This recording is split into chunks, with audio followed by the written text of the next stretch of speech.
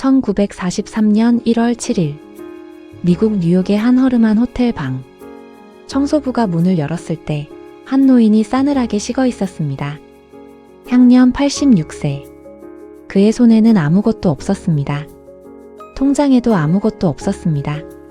그가 마지막으로 살았던 곳은 뉴욕 최고급 호텔이었지만 수년째 방값도 내지 못한 채 쫓겨나지 않은 것은 호텔 측의 배려 때문이었습니다. 무일푼으로 죽은 이 노인의 이름은 니콜라 테슬라. 그런데 이 남자가 젊었을 때 보유했던 특허만 300개가 넘었습니다. 교류 전기 시스템을 발명해 지금 우리가 쓰는 전기의 기초를 만든 사람입니다. 라디오, 리모컨, 형광등, 무선통신.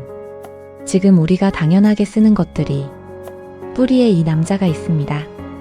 그런데 왜 그는 무일푼으로 죽었을까요? 왜 그는 살아생전 단 한 번도 제대로 인정받지 못했을까요? 그리고 왜 세상은 그가 죽고 나서야 그를 천재라고 부르기 시작했을까요? 오늘 우리는 그 억울하고도 위대한 이야기를 합니다. 니콜라 테슬라. 미래를 만들었지만 현재를 잃은 남자의 이야기입니다. 1856년 7월 10일 지금의 세르비아, 당시 오스트리아 제국의 작은 마을 스밀리안. 한 아이가 태어났습니다. 아버지는 세르비아 정교회 사제였고 어머니는 발명에 재능이 있는 여성이었습니다. 훗날 테슬라는 이렇게 말했습니다. 나의 발명 능력은 모두 어머니에게서 물려받은 것이다. 어린 테슬라는 남달랐습니다. 수식을 보면 답이 바로 보였습니다. 시를 한 번 읽으면 통째로 외웠습니다. 그런데 그 뛰어난 기억력과 상상력이 때로는 그를 괴롭혔습니다. 눈앞에 환상이 보였습니다. 빛의 번쩍임이 갑자기 나타났다 사라지기를 반복했습니다. 오늘날 학자들은 이것이 일종의 신경학적 특성이었을 것이라고 분석합니다. 하지만 테슬라는 이 환상을 두려워하지 않았습니다. 오히려 활용했습니다. 그는 발명품을 머릿속에서 완전히 설계한 뒤 작동 여부까지 상상 속에서 검증했습니다. 실제로 종이에 그림을 그리거나 모형을 만들지 않아도 됐습니다. 그의 머릿속이 곧 실험실이었습니다. 그리고 그 실험실에서 그는 평생 세상을 바꿀 꿈을 키웠습니다. 1884년 28살의 테슬라는 단돈 4센트를 들고 미국에 도착했습니다. 주머니에는 추천서 한 장이 있었습니다.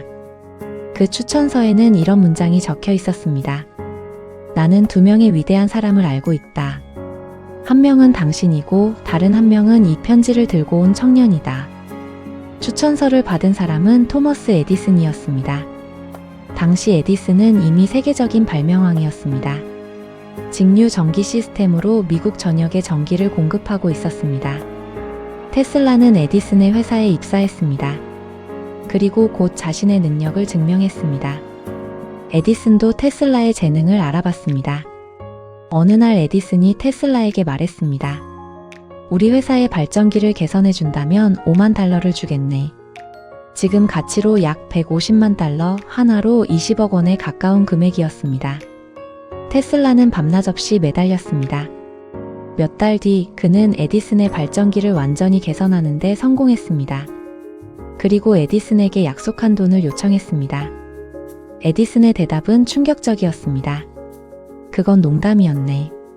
자네는 아직 미국식 유머를 모르는군. 테슬라는 그 자리에서 사직서를 냈습니다. 그리고 이 순간부터 두 남자의 전쟁이 시작됩니다. 테슬라에게는 꿈이 있었습니다. 교류 전기 시스템이었습니다. 에디슨의 직류 방식은 전기를 멀리 보낼수록 손실이 컸습니다. 도시 하나에 전기를 공급하려면 곳곳에 발전소를 세워야 했습니다. 하지만 테슬라의 교류 방식은 달랐습니다. 단 하나의 발전소에서 수백 킬로미터 떨어진 곳까지 전기를 보낼 수 있었습니다. 훨씬 효율적이고 훨씬 경제적이었습니다. 테슬라는 이 기술로 세상을 바꿀 수 있다고 확신했습니다. 그리고 사업가 조지 웨스팅하우스가 테슬라의 손을 잡았습니다. 에디슨은 위기를 느꼈습니다. 그리고 에디슨은 가장 비열한 방법을 택했습니다. 교류 전기가 얼마나 위험한지 대중에게 보여주기로 한 것입니다. 에디슨은 공개 시연회를 열었습니다. 무대 위에서 교류 전기로 개와 고양이를 감전사시켰습니다. 심지어 코끼리에게도 교류 전기를 흘려보내 죽이는 시연을 했습니다. 교류 전기는 이렇게 위험합니다. 언론을 이용한 공포 마케팅이었습니다. 하지만 테슬라는 흔들리지 않았습니다. 그는 공개 강연에서 직접 자신의 몸에 교류 전기를 흘려보내며 말했습니다. 보십시오. 저는 살아있습니다. 그리고 1893년 마침내 승부가 났습니다. 시카고 만국 박람회의 전기 공급권 입찰. 테슬라와 웨스팅하우스가 에디슨을 꺾고 수주했습니다. 박람회장 전체가 테슬라의 교류 전기로 환하게 빛났습니다. 세상이 교류 전기에 손을 들어줬습니다. 그리고 지금 우리가 쓰는 모든 전기는 테슬라의 방식입니다. 전류 전쟁에서 이긴 테슬라. 하지만 그의 인생은 여기서부터 내리막이었습니다. 테슬라는 돈에 무관심했습니다. 아니, 정확히는 돈보다 발명이 훨씬 중요했습니다. 그는 웨스팅하우스가 경영난에 빠지자 자신의 특허 수익권을 스스로 포기했습니다. 그 특허 수익을 그대로 받았다면 테슬라는 역사상 가장 부유한 발명가가 됐을 것입니다. 하지만 그는 망설임 없이 서명했습니다. 발명이 세상에 쓰이는 것이 돈보다 중요합니다. 그리고 테슬라는 또 다른 꿈을 향해 달려갔습니다. 무선으로 전 세계에 전기를 공급하겠다는 꿈. 지금의 와이파이 무선 충전의 개념을 19세기에 이미 구상한 것입니다. 그는 뉴욕 롱아일랜드의 워든클리프 타워를 세우기 시작했습니다. 이 탑 하나로 전 세계 어디서나 무선으로 전기와 통신을 보낼 수 있다는 계획이었습니다. 투자자는 금융왕 J.P. 모건이었습니다. 하지만 모건은 프로젝트 도중 손을 뗐습니다. 무선으로 전기를 공급하면 전기 사용량을 측정하고 돈을 받기가 어렵다는 이유였습니다. 돈이 되지 않는 발명에 투자할 이유가 없었던 것입니다. 자금이 끊겼습니다. 워든클리프 타워는 결국 철거됐습니다. 테슬라는 이 순간을 평생의 실패로 여겼습니다. 그리고 이후 그의 삶은 급격히 무너졌습니다. 연구 자금이 없었습니다. 투자자들은 등을 돌렸습니다. 말년에 테슬라는 뉴욕의 호텔 방에서 홀로 비둘기를 돌보며 지냈습니다. 한때 세상을 뒤바꾼 발명가가 비둘기에게서 유일한 위안을 찾고 있었습니다. 여기서 잠깐 흥미로운 사실을 하나 짚고 넘어가겠습니다. 테슬라와 에디슨은 같은 시대를 살았고 같은 분야에서 경쟁했습니다. 그런데 두 사람의 말년은 완전히 달랐습니다. 에디슨은 부유하게 죽었습니다. 테슬라는 무일푼으로 죽었습니다. 그 차이는 어디서 왔을까요? 에디슨은 사업가였습니다. 그는 발명 못지않게 특허 관리와 사업화에 집중했습니다. 반면 테슬라는 순수한 발명가였습니다. 돈보다 아이디어가 먼저였습니다. 에디슨은 이런 말을 남겼습니다. 천재는 1%의 영감과 99%의 노력으로 이루어진다. 테슬라는 이 말에 반박했습니다. 만약 에디슨이 건초 더미에서 바늘을 찾아야 했다면 그는 쉬지 않고 건초 더미를 뒤졌을 것이다. 나는 어디를 봐야 하는지를 먼저 생각한다. 두 사람의 철학이 이 한 문장에 담겨 있습니다. 그리고 역사는 이 두 사람을 모두 기억합니다. 하지만 오늘날 우리가 쓰는 전기는 테슬라의 방식이고 전기차의 가장 유명한 브랜드 이름도 테슬라입니다.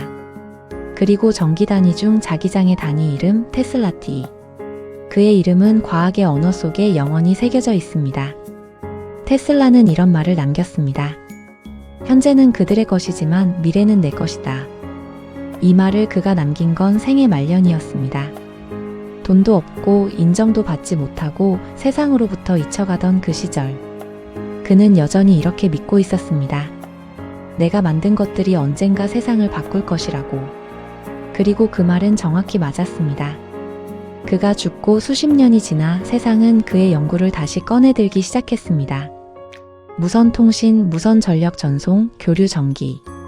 모두 테슬라가 100년 전에 이미 구상한 것들입니다. 테슬라는 또 이런 말을 했습니다. 나의 뇌는 단지 수신기일 뿐이다.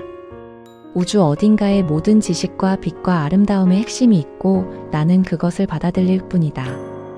자신의 천재성을 자랑하지 않았습니다. 오히려 자신은 통로일 뿐이라고 했습니다.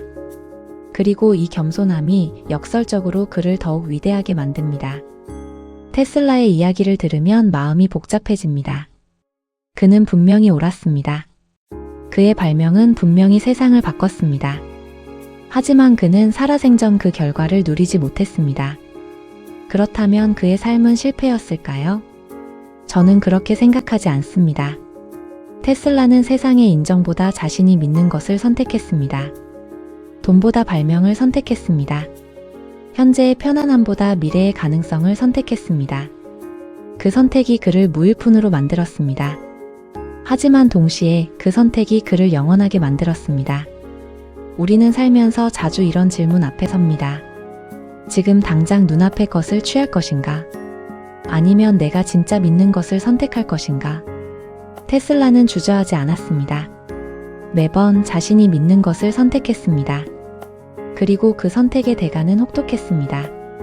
하지만 지금 이 순간 우리가 스마트폰을 충전하고 불을 켜고 라디오를 들을 때 우리는 모두 테슬라의 선택 위에서 살고 있습니다.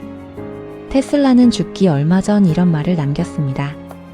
나는 실패하지 않았다. 나는 단지 아직 끝나지 않은 일을 하고 있을 뿐이다. 그 말이 맞았습니다. 그의 일은 그가 죽은 뒤에도 끝나지 않았습니다. 지금도 계속되고 있습니다. 오늘 이야기를 마치며 한 가지만 여쭤보고 싶습니다. 지금 당신이 믿고 있는 것이 있습니까? 아무도 알아주지 않더라도, 당장 돈이 되지 않더라도 당신만이 옳다고 확신하는 무언가가 있습니까? 그렇다면 테슬라처럼 포기하지 마십시오. 현재는 그들의 것일지 몰라도 미래는 진심으로 믿는 자의 것이니까요. 오늘 영상이 마음에 남으셨다면 구독과 좋아요 부탁드립니다. 다음 영상에서 또 다른 인생 이야기로 찾아오겠습니다. 명언 속 인생 다음 이야기에서 만나겠습니다.